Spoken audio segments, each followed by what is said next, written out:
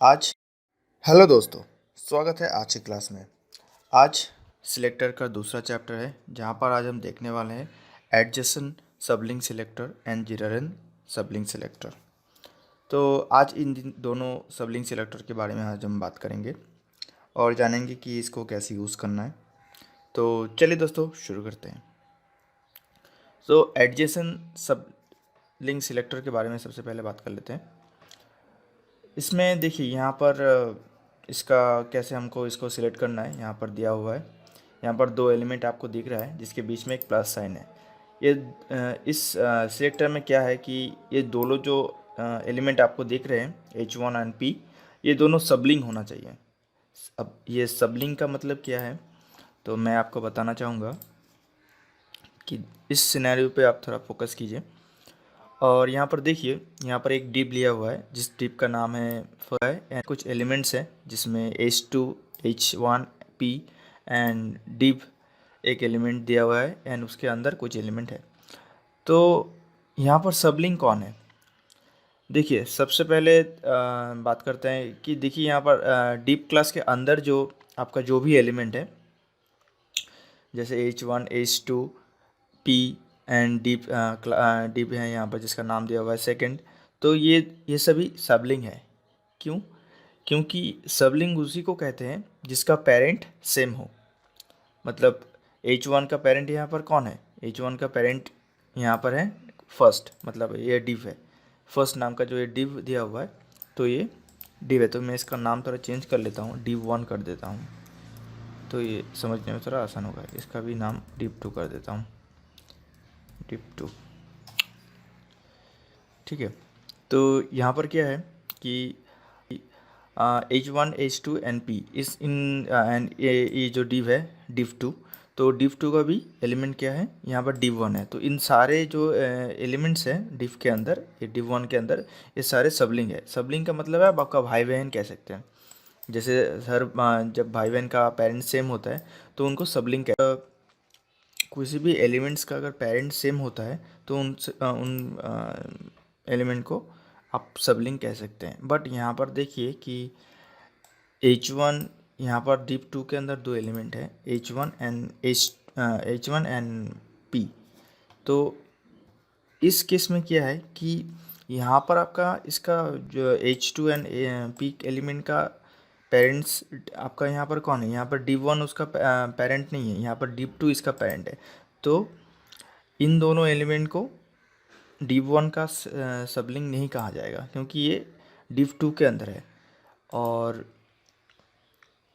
इसका H1 and P ये दोनों भी सबलिंग है, बट ये किसका सबलिंग है? ये div2 का सबलिंग है। ठीक है।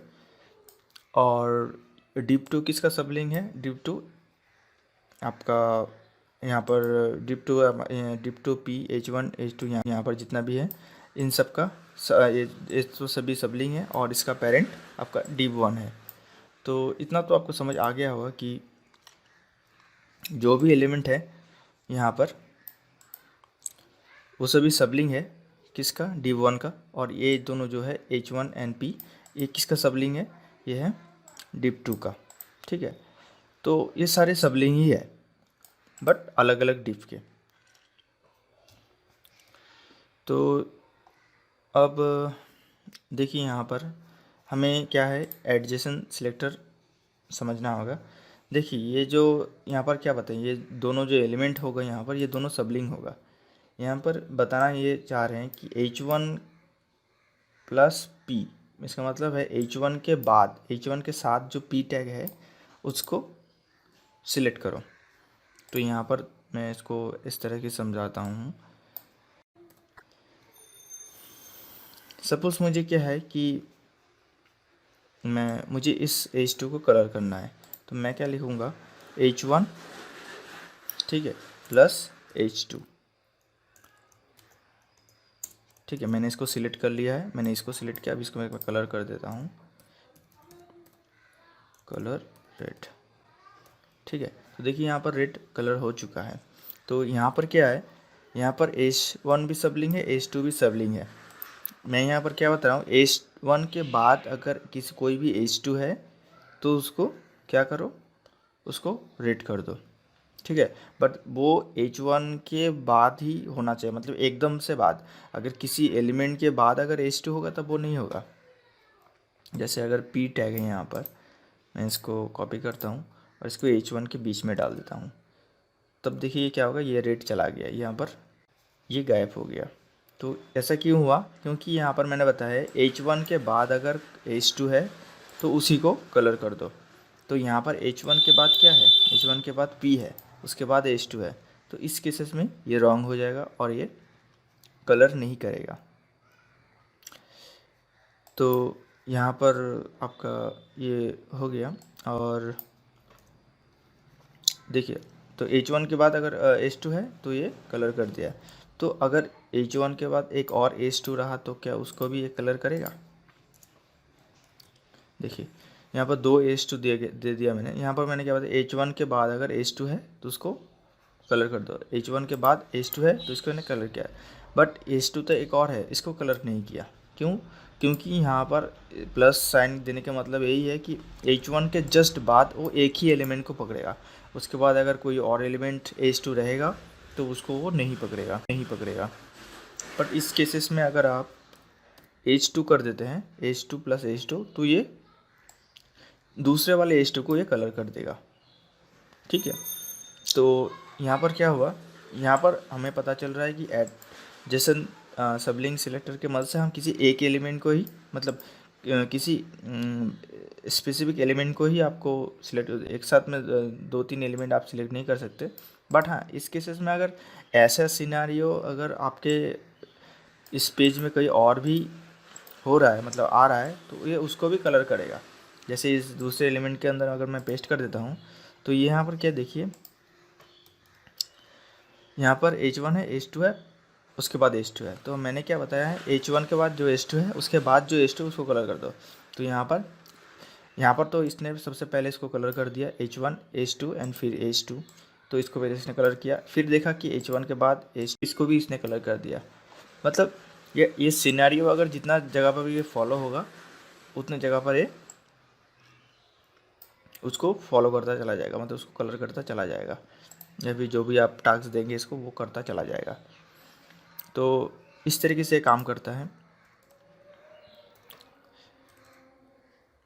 ठीक है। तो उम्मीद करता हूँ कि आपको एडजेसन सिलेक्टर समझ में आ गया होगा।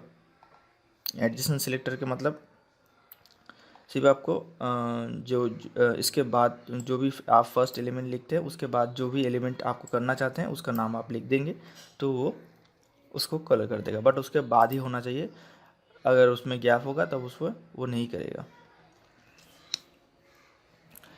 तो यहाँ पर एडजेसेंट सिलेक्टर हमने समझा। और इसके बाद देखते हैं कि जनरल सबलिंक सिलेक्टर। देखिए यहाँ पर क्या है, एलिमेंट को ही, कि यहाँ पर क्या है कि हमें एक एलिमेंट को ही ये कलर कर रहा है, मतलब किसी स्पेसिफिक एलिमेंट को ही पकड़ रहा है, और वही मतलब पैटर्न अगर दूसरी जगह पर भी फॉलो हो रहा है तो उसको भी वो कलर कर रहा है, ठीक है। ये किसी एक पैटर्न को ही पकड़ रहा है, मतलब इसके को कह सकते हैं। बट जनरल सबलिंक सिलेक्टर हम लोग तब यूज़ करते हैं कि देखिए यहाँ पर जैसे H2 2 है, ये तो 2 H2 को एक साथ नहीं पकड़ता, एक ही H2 को पकड़ता है। बट आप चाहते हैं अगर 2 H2 को ही एक साथ में पकड़ ले और उसको भी उसके ऊपर वो इफेक्ट कर दे, या फिर 2 या वो 3 से हो सकता है। तो जितने भी हो देखे, जैसे मैंने बता रहा हूँ कि वही भी सबलिंक सिलेक्टर के ऊपर ही इफेक्ट होगा। जैसे ये सभी तो सबलिंक सिलेक्टर ही है। तो मैं क्या करता हूँ कि H1 सिलेक्ट जो है, यहाँ पर H1 हेडिंग टैग मैंने यहाँ पर दिया। H1 के बाद यहाँ पर आप ये सिंबल देंगे, ये है आपका बैकटिक, मतलब शिफ्ट प्रेस करके एस्केप के नीचे जो बटन होता है उसको आप यहाँ पर टाइप करेंगे, और इसके बाद आपको जिसको भी कलर करना है या फिर कुछ भी करना है, जैसे मैंने यहाँ पर बता दिया P एलिमेंट या फिर H2 एलिमेंट। तो यहाँ पर क्या हो रहा है कि देखिए H1 के बाद जितने भी H2 हैं, मैं यहाँ पर इसके मन से ये बता रहा हूँ कि H1 के बाद जितने भी H2 है उन सबको कलर कर दो।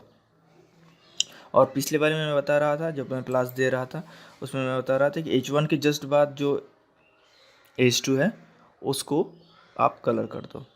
बट यहाँ पर अगर जब ये आप सिंबल देते हैं तो उसका मतलब ये होता है कि H1 के बाद जितने भी H2 है मतलब सारे H2 को आप कलर कर दो। तो मैंने ये देखिए यहाँ पर H1 के बाद 2 H2 है, तो ये 2 H2 को कलर कर दिया। यही पैटर्न दूसरी जगह पर फॉलो हो रहा है, H1 के बाद 2 H2 यहाँ पर भी है। तो ये क्या कर रहा है कि इन दोनों H2 को भी एक साथ में कलर कर रहा है। तो पैटर्न है 2 H2 हो, यहाँ पर 4 H2 हो, जैसे मैं यहाँ पर कॉपी करके पेस्ट कर देता हूँ अगर, तो जितने भी H2 होगा ये उसको कलर करता चला जाएगा। तो इस कमांड लाइन की मदद से आप एक से ज़्यादा जो आपका पैटर्न है वो आप फॉलो करते हैं। इस टॉपिक से रिलेटेड कोई भी सवाल अगर रह गया हो तो नीचे कमेंट ज़रूर कीजिएगा। लाइक मैं आप पे छोड़ता हूँ, बट अगर लगता है कि ये वीडियो बहुत ही हेल्पफुल है तो इस वीडियो को ज़रूर शेयर कीजिएगा दोस्तों। और इस तरह के वीडियोस और भी देखने के लिए चैनल को ज़रूर सब्सक्राइब कीजिएगा। थैंक यू दोस्तों, मिलते हैं नेक्स्ट वीडियो में।